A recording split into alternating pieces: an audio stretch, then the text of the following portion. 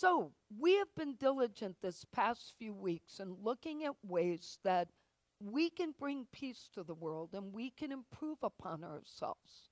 And we all are in this together. Every one of us, including myself, we can be better. We can be more peaceful. We can be kinder. We can be more patient. But as we continue this process, it's important that we become mindful of the human elements, the human factors that affect us all every single day. Let's keep in mind that none of us have had the same path. None of us. No matter who you meet, they are not going to have every experience you've had. And no matter who you meet, you're not going to have every experience they have. So the chances of us being able to totally relate are slim to none. But our judgments and our filters from our experiences tend to come out when we're listening to other people, which is why we wanted to improve upon our listening.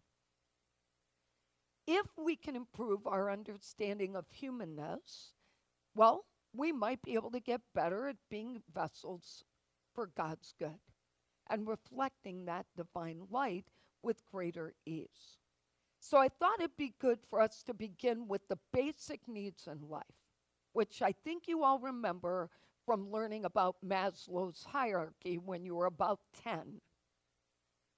Okay? The basic things we all have to have are food, water, rest, and sleep. Now, that might sound so trivial to you, but I want to ask you honestly, how many of us are failing in at least one of those? Okay. So, and what I mean by failing is we could use more rest, we could use more water, we could use more sleep. Probably not as much on the food. We're all probably pretty good about taking care of our food needs, right?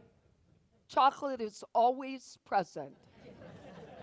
But the thing I want you to understand is that if we are not getting our own basic needs fed and met, what are the chances that anybody else in the world or anyone in our life is going to be able to help us meet our needs?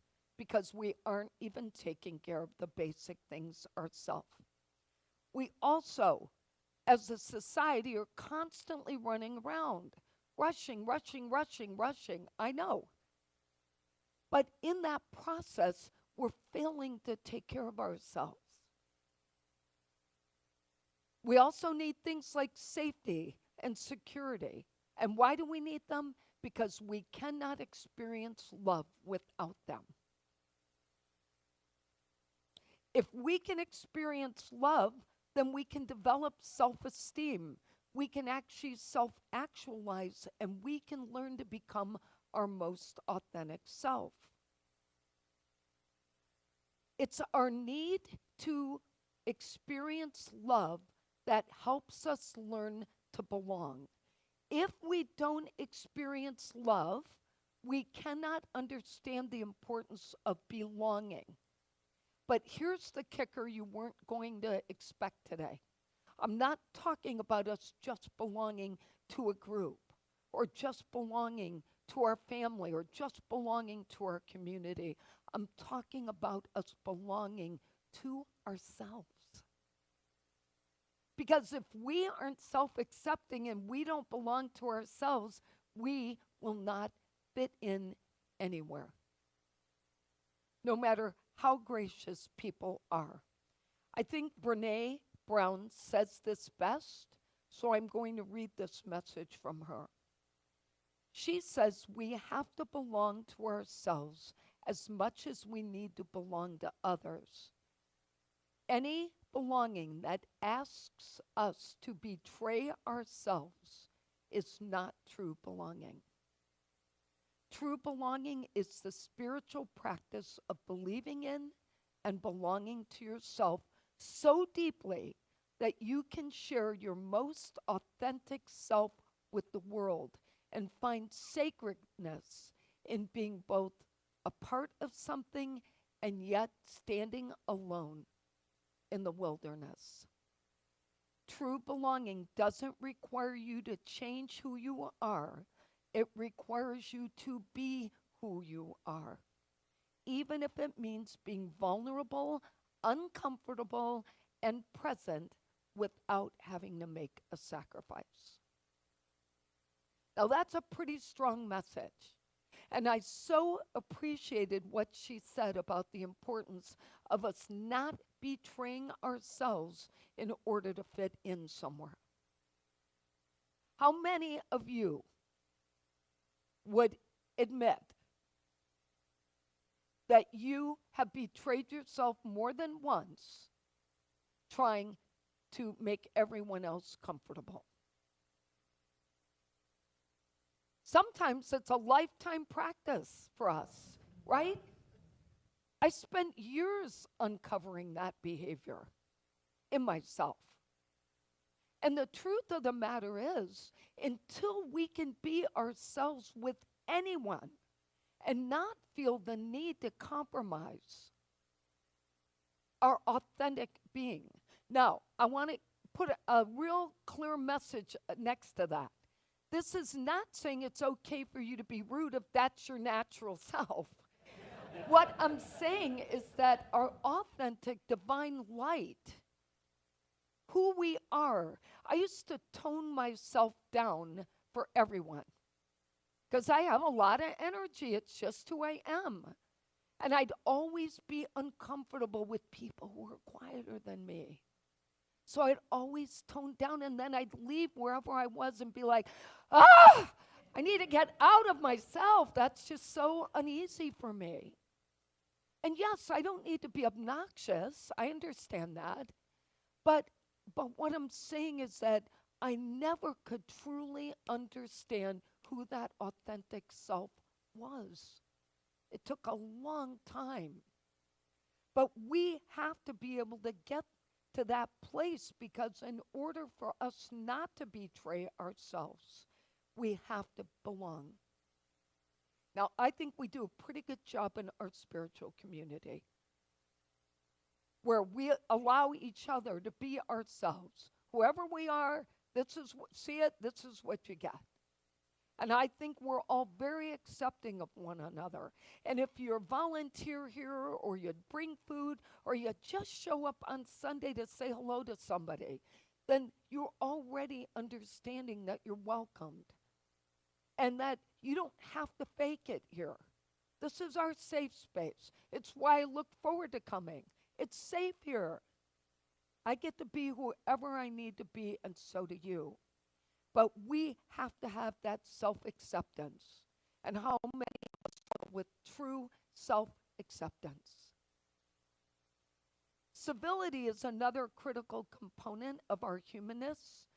And creating an environment where people feel accepted and loved is important. And the best example I know of is what Jesus' life was all about. You don't have to be a Christian to believe that Jesus' life story had a pretty cool message. He was a great example of civility. He uplifted people, or at least the stories tell us that, right? He uplifted people wherever he went. He never made anyone feel alone, and everyone got to belong. I've yet to read a story about him teasing people, gossiping about them, or humiliating and shaming them. And even with the amount of faith he displayed, he never boasted about how he was special or he was connected to his higher power, or how he was the new and improved version of humanness. But most importantly, he made it his mission to make sure everyone who was in his presence walked away feeling better. Are we doing that? Does everyone in your presence, in my presence, does everyone who comes into our presence feel better when they left, or do they feel worse when they left? Because we're only going to get what we put out. If you're giving off anger, welcome anger back right into your life. If you're giving off love, you're going to feel love. But you can't get what you're not using. It's a magnet. We draw that to us. And whatever's in our head is what we're drawing. I always laugh when people say, why are so many people coming to me with negativity? And I think, well, let's look in the mirror for a minute and see how much negativity is coming out of you. We're going to bring what we give. But the reason I believe he had such an impact on other people is because he never saw himself as separate, and he always had pure self-acceptance and authenticity. Another piece of this is the role relationships play in our lives. And there is this message written by Jean Dominique Martin that I absolutely love. It's a bit long, stick with me, but I think it is so meaningful. It says, people come into your life for a reason, a season, or a lifetime. When you know which one it is, you will know what to do for that person. When someone's in your life for a reason, it is usually to meet a need you have expressed. They've come to assist you through a difficulty, to provide you with guidance and support, to aid you physically, emotionally, maybe spiritually. They may seem like a godsend, and they are. They are there for the reason you need them to be. But then, without any wrongdoing on your part or at any inconvenient time, this person will say or do something to bring the relationship to an end. Sometimes they pass on. Sometimes they walk away. And sometimes they act up and force you to take a stand. But what we must realize in those moments is that our need has been met. Our desire fulfilled, their work is complete. The prayer you sent out was answered, and it's time to move on. Some people come into your life for a season because your turn has come to share and grow or learn. They bring you an experience of peace or make you laugh. They may teach you something you've never done. They usually give you an unbelievable amount of joy. Believe it, it's real, but only for a season. Lifetime relationships teach you lifetime lessons, things you must build upon in order to have a solid emotional foundation. Your job is to accept the lesson, love the person, and put what you've learned to use in all other relationships and areas of your life. It is said that love is blind, but friendship is clairvoyant. I love that entire message because it helped me so much when I first read it years ago. Understand why relationships come and go in our lives and not be upset about them. To be okay with understanding that the universe provided for what I needed during the time I needed it. And I just need to say thank you, God, and move on. Jay Shetty offers a great exercise. He has nothing to do with the first part I read to you. But I love this exercise, and it fits season, reason, or lifetime. He says create 3 columns. And in the first column, list everyone you've ever interacted with in the past few weeks. Everyone you've interacted with in just the past few weeks. Second column, categorize the person. Season, reason, lifetime.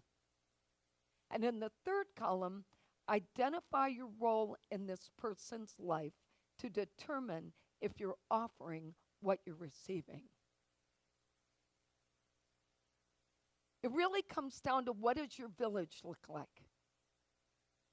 Who are the people around you? What does that look like? And does it support a healthy lifestyle for you?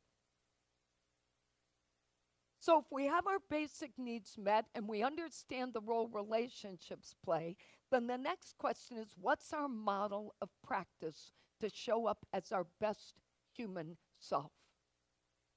And there's a story about uh, one of the popes that I think is the best example of this.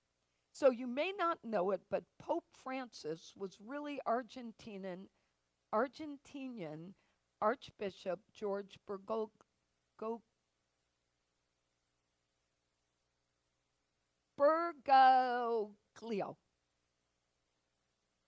Bergoglio.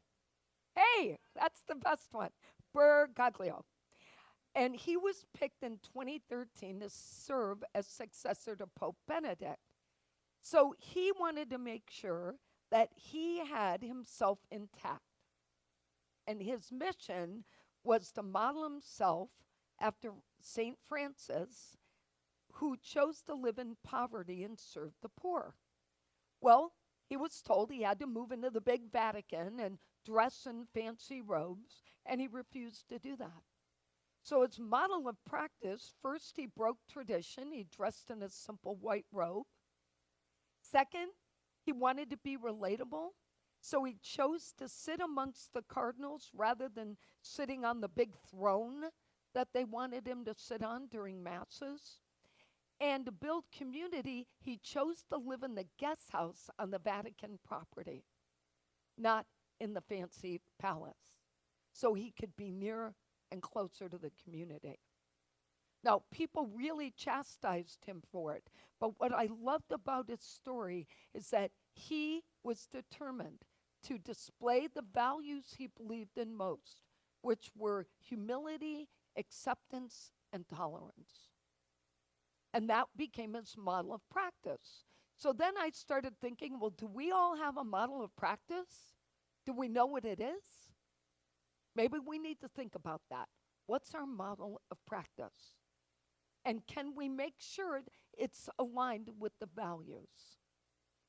The bottom line to all of this is that if we want to be our best reflection of God, then we need to know what it is we want to show up as. And we need to hold ourselves accountable to that. Let's take a look at our lessons for today. Understanding our humanness requires us to first be accepting of ourselves. Acceptance is the first step. Number 2, ensure basic needs are fulfilled: love, belonging, authenticity.